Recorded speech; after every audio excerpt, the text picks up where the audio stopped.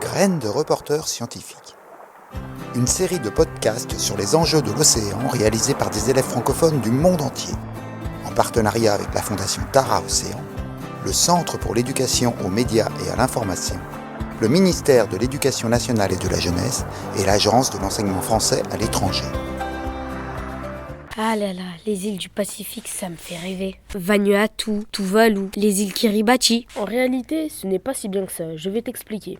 Nous sommes les 5e du collège La Rochefoucauld de Liancourt. Nous avons cherché à comprendre si les petites îles pauvres du Pacifique pouvaient se sortir face au changement climatique et si les îles françaises de l'Atlantique étaient aussi concernées. Nous avons vu le film documentaire Bigger Than Us, qui parle de l'engagement des jeunes dans différentes causes. À la fin du film, on voit Jakarta, la capitale de l'Indonésie, où l'eau monte de plus en plus souvent au-dessus des digues. Le président a donc décidé de déménager la capitale sur l'île de Bornéo, une autre île plus au sec, à 1000 km. Pas possible! Mais pourquoi ça se passe comme ça sur ces îles? Déjà, les îles du Pacifique sont basses en altitude, à moins de 5 mètres pour l'archipel des Tuvalu. Ce sont des atolls, des anciennes îles volcaniques autour desquelles se sont développés des coraux. Quand le volcan s'est enfoncé petit à petit, il ne reste plus à la surface que ces barrières de coraux en forme de cercle. Et les îles françaises alors? Les îles françaises telles que l'île de Ré, l'île de Noirmoutier ou l'île de Léron sont faites de roches continentales et sont d'altitude plus élevée que les îles du Pacifique, jusqu'à 34 mètres pour le point culminant sur l'île de Léron. D'après une simulation de la montée du niveau de la mer par le Bureau de recherche géologique et minière, on se rend compte que si l'eau monte de 1 mètre, plus de la moitié de la surface de ces îles serait impactée à marée haute. Est-ce que la montée des eaux est le seul risque qui menace les petites îles du Pacifique ? Non, ces îles sont également menacées par les cyclones. Pour qu'un cyclone se forme, la température de l'eau doit être supérieure à 26 degrés, sur au moins 50 mètres de profondeur. Avec le réchauffement climatique, les conditions favorables à la formation des cyclones devraient être plus souvent réunies. Et en France métropolitaine? La France ne se situe pas dans la zone tropicale et la température de l'eau est trop basse, même si la température de l'océan Atlantique peut atteindre 21 à 22 degrés dans les Landes. Ces petites îles sont-elles menacées par des éruptions volcaniques ou des séismes? Le pourtour de l'océan Pacifique est une zone très active.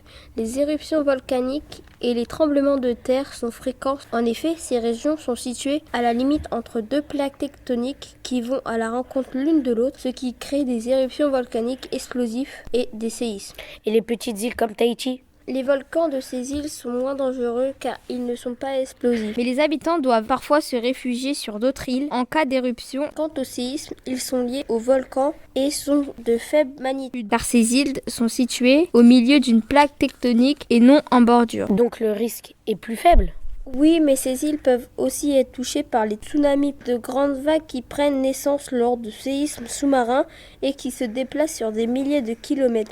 Les îles Marquises ont par exemple été touchées par le tsunami provoqué par le séisme du Japon du 11 mars 2011. Des vagues de 4 mètres de haut ont détruit de nombreuses maisons. Et en France métropolitaine? La France n'est pas située dans une zone de volcanisme et de séisme actif. Finalement, quelle est la principale conséquence du changement climatique pour les petites îles vulnérables? C'est la montée des eaux, puisque les experts du GIEC estiment qu'un réchauffement d'1 degré entraînerait une montée des eaux de 1 mètre. Les îles polynésiennes seront les plus touchées.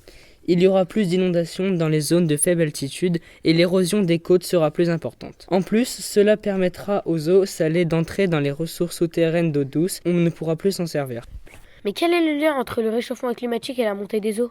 Le réchauffement climatique provoque la fonte des glaces terrestres et fait augmenter le niveau des océans. Par contre, si la banquise fond, cela ne fait pas monter le niveau de la mer. C'est comme des glaçons qui fondent dans un verre, ils ne le font pas déborder. Mais il y a le phénomène de la dilatation. Si l'eau des océans se réchauffe, en se dilatant, elle prend plus de place. Le rôle de ce phénomène pourrait être de 30 à 50% dans la hausse globale du niveau de la mer. Finalement, la situation des petites îles pauvres du Pacifique est loin de faire rêver.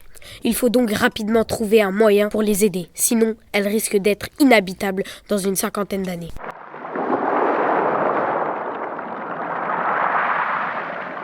C'était Graines de reporters scientifiques, une enquête sur les enjeux de l'océan.